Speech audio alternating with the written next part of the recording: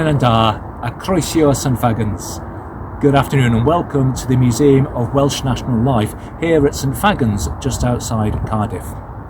As well as the exhibitions and collections inside the buildings behind us, there's also on this site over 50 buildings that have been gathered from all over Wales and brought brick by brick to this place to preserve the heritage and culture of this country. Buildings like this toll house, built in 1771, was brought here from Aberystwyth. This cockpit was built about 1660.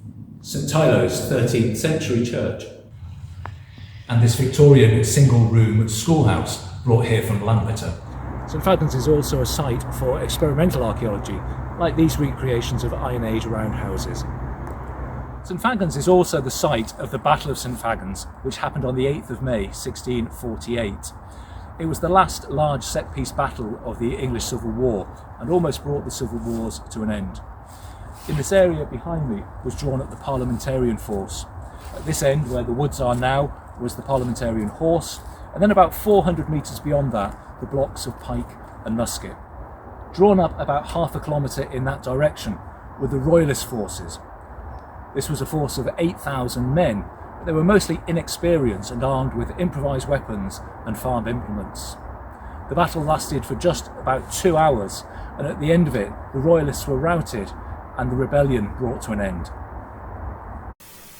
The first survey of the St Fagans site was carried out in 1872 by a local amateur historian who was actually looking into a local Iron Age tumulus or burial mound, but he came across debris from the battle and what he later suggested was a mass grave of the casualties.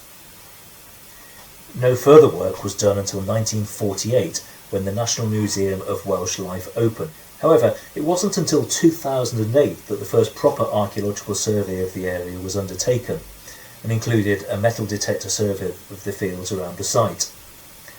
The survey revealed a large assemblage of finds relating to the battle, including lead shot, buckles, buttons and cavalry equipment, as well as personal items such as spoons, a plate and thimbles.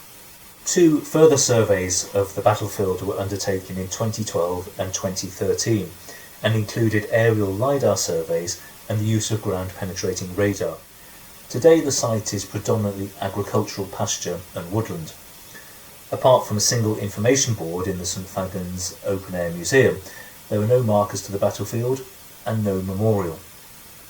In the main museum there is no display to the battle, and I've been unable to view any of the archaeological finds as they're not on display and not available to the public.